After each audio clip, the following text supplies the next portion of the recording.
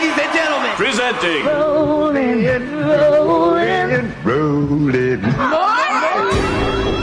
Roland Martin is brought to you by General Motors, the all-new 2014 Chevrolet Impala. Influenced by the original, yet relevant now.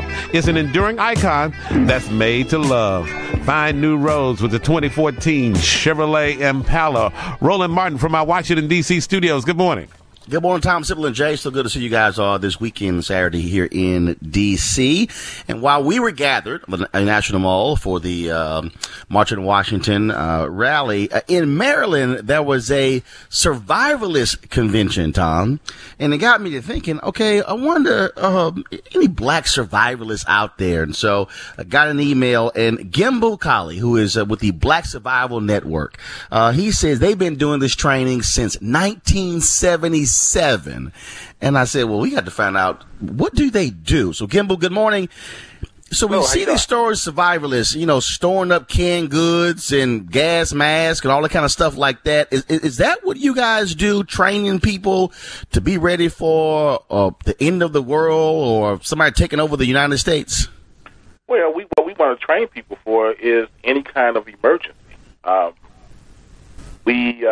Probably the best validation we ever had was from a family from New Orleans that participated in our Mississippi encampment in April 2005. Mm-hmm. And in late September 2005, we got a very touching letter from this family thanking us for having gone through the training, and that they said that some of the things they learned actually helped to save their life. They talked about how it took 15 minutes for their house to fill up with water from the time it came to the threshold to the time they had to punch a hole through the roof and through the ceiling and climb up on the roof, and how they had to swim down to the first floor for water and all like that. So that's probably the best validation that we've ever had that what we do really works. So you guys aren't sitting here just kind of this ain't summer camp on the weekend. Oh, no. You guys are going through in terms of how intensive is this training and how long is it? Well, we do this over the course of a weekend, and we have it set up where we have 10 basic courses that we cover over the course of that weekend. That would include how to organize and set up a campsite, fire making, plan identification, first aid, map reading, conference reading, land navigations. When you combine the two of those together, physical development, self-defense, do a contact weapons drill. Contact weapons drill? Yeah, that would be like knife and stick. We used to do firearms, but the particular place we're using at this point, the people don't want to shoot on their land, so we respect that, and we've dropped that portion and just deal with what we call a contact weapons drill, which we do with knife fighting and stick fighting. How many black folks you think you guys have trained over the years? How many do you have in your group? We only got about 10 people as far as the group is concerned. We've probably trained, I'm going to say a good 4,000 or 5,000 people over the last 30-some-odd years.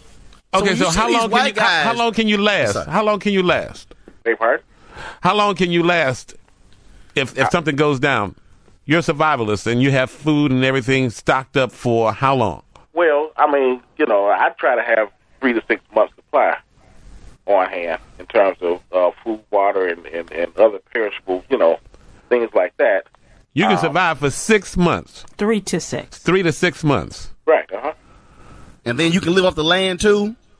Well, yeah, that's part of the whole training is learning how to identify plants that could be used for food or medicine, or knowing the poison plants so you know what to watch out for. And then, you have to deal with navigation skills because, again, once you get out in the woods, there ain't no street signs anymore. There's nothing telling you where north, south, east, and west is, so you need a way to be able to figure that out. But we also understand that survival is a temporary state. Are you married? No. Yeah, I figured. But have you trained families? Do you have a woman? That's great. Because there are women involved in this too, right? Of course there are women. We ain't gonna. How black men gonna survive by ourselves? We wouldn't last very long. I'm not sure we would want to either, but that's another story. So y'all train families too? Absolutely. Yeah, we take anyone 7 years old and up. That's great. We found that below 7, the attention span was just so short, it was just kind of disruption to the parents and other and some radio personalities. So your next training is September 20th. So for more information, they can go to the Black Survivalist Network.com. Yes, sir. All right, then. All right. Well, Gimbu, appreciate it, man. I've always wondered time that we need black folks who were, like this, and so apparently we found 10, huh? To my knowledge, we are the only group that has been doing this for this length of time, but the only black group that I know of. There were a couple of other ones. I know you had the Black Scouts down in Atlanta that were doing something like this. All right. We had trained a group in D.C. up that was actually doing better than we were at one point, but the state of Virginia came in and shut them down because they were saying they didn't have showers and all these kind of things. And that kind of took away from the whole idea. We're going to send Tom and Jay your way and see if they can survive your weekend. I would love to see that. No. I love to do that. I mean, I can't survive without room service. Yeah. I don't know. I'm ready. Yeah. I can wear bare underwear for a week. I'm ready. Let me go.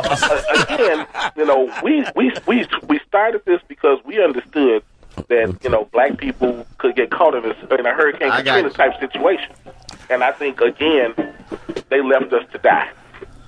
All right, Gimbu, we appreciate it, bro. Thanks a lot. Good luck. All right. So his wife probably said, hell no. Nah.